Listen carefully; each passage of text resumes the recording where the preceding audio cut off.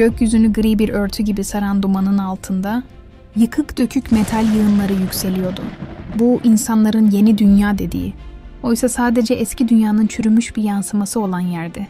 Nehirler bir zamanlar hayat veren sular yerine koyu, besleyici çamurla akıyordu ve her canlı susuzluğunu bu yoğun topraksız sıvıdan gideriyordu.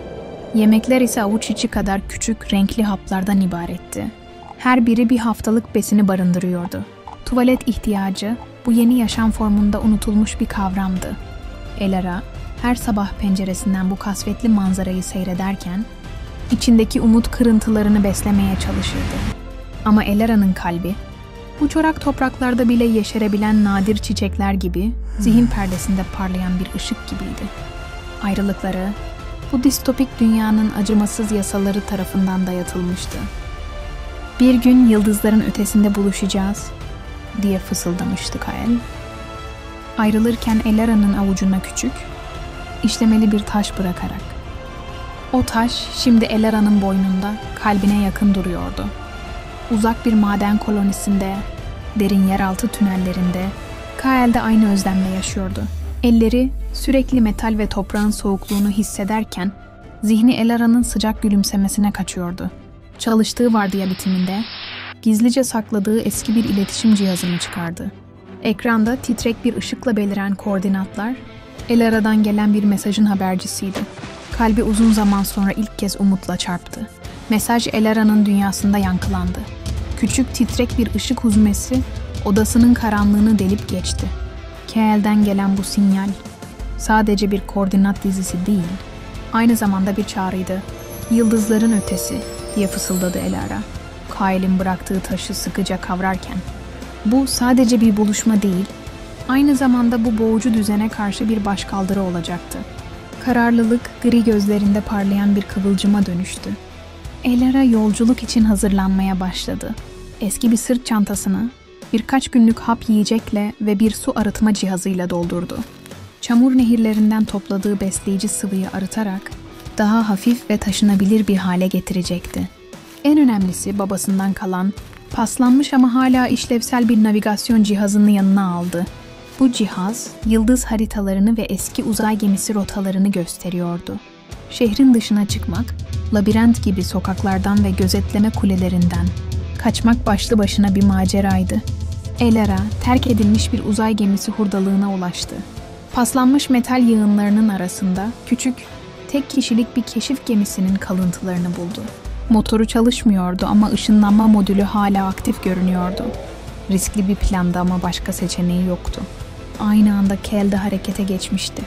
Maden kolonisinin derinliklerinde, gizli bir odada eski bir ışınlanma platformu vardı.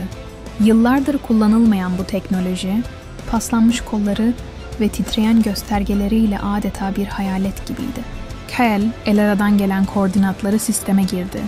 Bir anlık tereddütten sonra düğmeye bastı. Mavi bir ışık parladı ve Kael, bilinmeyene doğru bir adım attı. Elara, keşif gemisinin ışınlanma modülünü aktive etti. Modülün enerjisi düşüktü ve menzili sınırlıydı. İlk sıçrama onu çorak bir vadiye bıraktı. Burada devasa, hareketli kum tepeleri vardı ve her an bir kum fırtınası çıkabilirdi.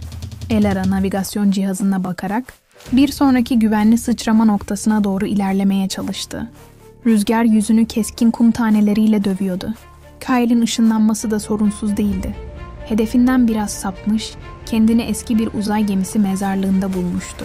Burada paslanmış gövdeler, bir zamanlar gökleri fetheden devasa makinelerin sessiz kalıntılarıydı. Bir grup hurda toplayıcısı Kael'i fark etti. Hızlıca saklanmalı ve yoluna devam etmeliydi. Elara'ya ulaşmak için her engeli aşmaya kararlıydı.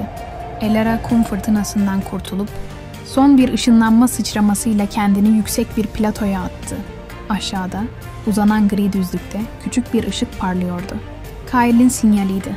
Kalbi hızla çarparken gözleri o ışığa kilitlendi. Yıllardır beklediği an, şimdi bu kasvetli dünyanın ortasında gerçekleşmek üzereydi. Kael de aynı anda platoya ulaşmıştı. Uzaktan silüetini gördü. Elara, koşmaya başladı, ayakları tozlu toprağı havalandırıyordu. Elara da ona doğru koşuyordu. Aralarındaki mesafe yılların özlemiyle doluydu. Sonunda birbirlerine ulaştılar kollarını birbirlerinin etrafına sardılar. Bu sadece bir kavuşma değil, iki ruhun yeniden bir araya gelişiydi.